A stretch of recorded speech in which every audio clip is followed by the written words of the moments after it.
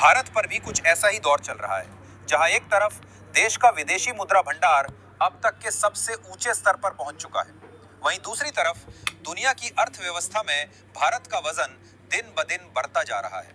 इतना ही नहीं, ब्रिक्स के देशों ने मिलकर डॉलर पर निर्भरता घटाने की दिशा में बड़ा कदम उठा लिया है और अब 95% व्यापार अपनी ही करेंसी में कर रहे हैं, जिससे अमेरिका की नींद उड़ी हुई है।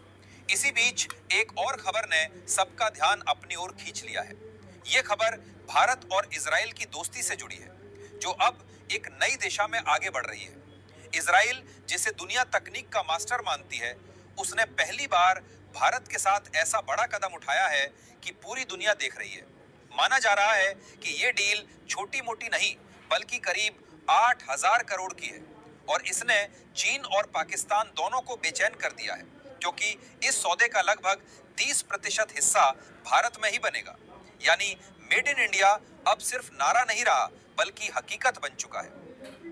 भारत और इजराइल की इस नई साझेदारी ने अमेरिका और यूरोप तक को सोचने पर मजबूर कर दिया है कि आखिर इजराइल जैसा उन्नत देश भारत को अपनी तकनीक का साझेदार क्यों बना रहा है।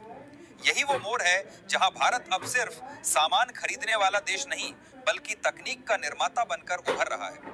और इसी वजह से ये डील सिर्फ एक सैन्य समझौता नहीं, बल्कि भारत की बढ़ती ताकत का प्रतीक बन गई है।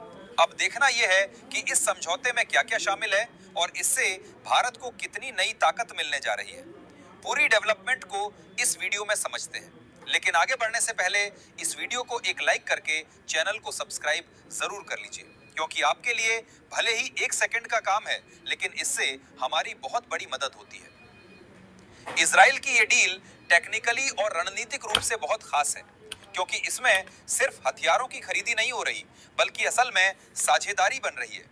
IAI पुराने बोइंग 767 विमानों को लेकर उन्हें टैंकर में बदलने जा रही है और ये टैंकर हवा में ही लड़ाकू विमानों को ईंधन देंगे। इसका मतलब यह है कि हमारे राफेल और तेजस जैसी मशीनें अब लंबी उड़ानें बिना रुकावट के कर सकेंगी और ऑपरेशंस का दायरा बहुत बढ़ जाएगा। साथ ही सेकेंड हैंड विमान लेने से लागत भी कम रह रही है, इसीलिए ये महंगा प्रोजेक्ट अपेक्षाकृत किफायती बन रहा है। इसी प्रक्रिया में इजरायली तकनीक और भारतीय निर्माण दोनों का मिश्रण होगा, जिससे भारत को सीखने और निर्माण करने का मौका मिलेगा।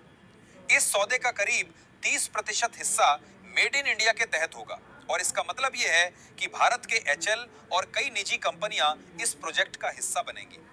भारत में पार्टूनस असेंबली और कुछ स्पेयर पार्ट्स का निर्माण होगा और